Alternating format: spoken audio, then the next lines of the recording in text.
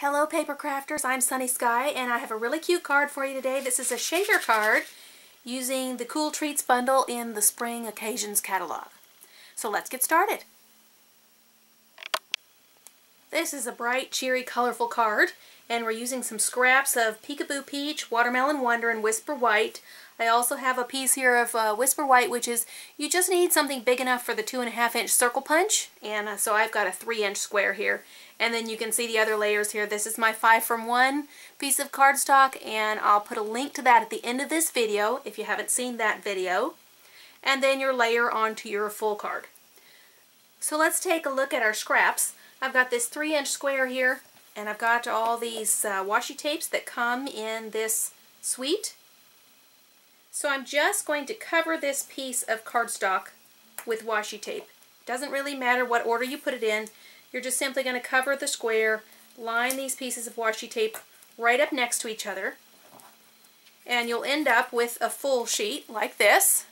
And you will duplicate a little bit. You'll go across and then you'll just start again. And take your 2.5-inch circle punch and just punch out a circle out of that. And then you'll use the coordinating framelits that goes with the Cool Treats bundle. And the framelits are called Frozen Treats. So, and I used this particular one here, this little popsicle stick. Just put it right in the center of that circle punch. Punched it out. And so that's what you end up with. And then you're also going to need a piece on the back. That is another white piece of cardstock, and then also a piece of this acetate. So this is using the 2-inch circle punch, and I just punch it with the tissue paper that comes with it.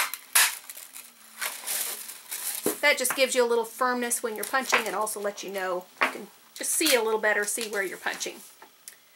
So your cutout here is 2.5 inches. Then you've got a backdrop of 2 inches and a piece of clear acetate of 2 inches. So the first step is just to put the acetate on the back, and I'm just going to use some washi tape on each side. You just want to make sure that you're covering up the whole element that you've stamped there. And I'm just using the washi tape to kind of hold it on here. You also could put any kind of adhesive behind there. And then that is just to get your acetate just close up to the front. That provides the clear holder for your shaker card. And so then we're just using the dimensional strips, and I'm just going to come around, and these are, you're able to bend and curve these around the edge of this cutout. And I come kind of close to it just because we're going to fill this with goodies, and if we leave a bunch of empty space there, well, this is almost long enough to close up shop just by itself, but let's go ahead and get another piece in here. You don't want to leave any holes in here because you want to make sure that nothing is escaping from your shaker card.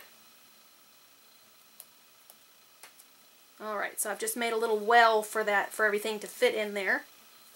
And then we have some of these lovely sprinkles embellishments. This is also part of that bundle in the mini catalog. And you don't want to completely fill this well with these little additions, maybe about halfway full. And I've just spilled a few. They do kind of stick to you.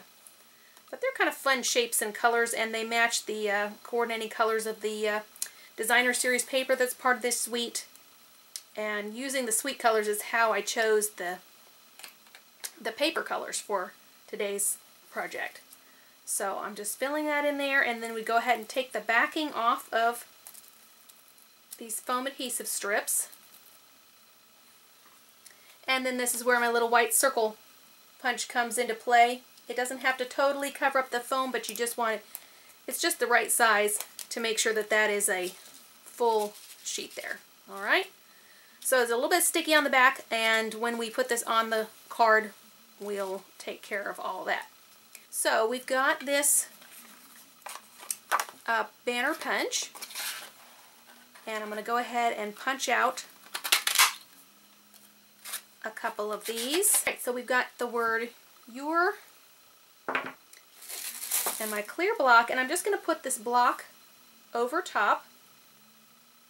And I'm just going to try and curve this a little bit. Now this saying is a little bit large to fit on this banner, but it does fit if you do it just so. This is Peekaboo Peach. And got my stamp. And a little bit of the Y is going to stick off the edge. But there's still enough on here that you can read it. Okay? And then let me pull that off. Now the other one, the word sweet, is a little bit bigger. And so we're going to use the other banner to go with that. And we need to, I'm going to turn this one upside down. So I'm just going to try and curve this word just a little bit. It's a thicker piece of photopolymer, so it doesn't like to curve quite as much, but you can still get it curved. Okay, that was Peekaboo Peach. And then we're going to use the Watermelon Wonder for the bottom word here. And these are just pulling out the colors that are in that washi tape that we used. And part of these words are going to stick off the edge of this tag. You can see where a little bit of it doesn't show, but there's enough there that you can still read the word. So it just barely fits.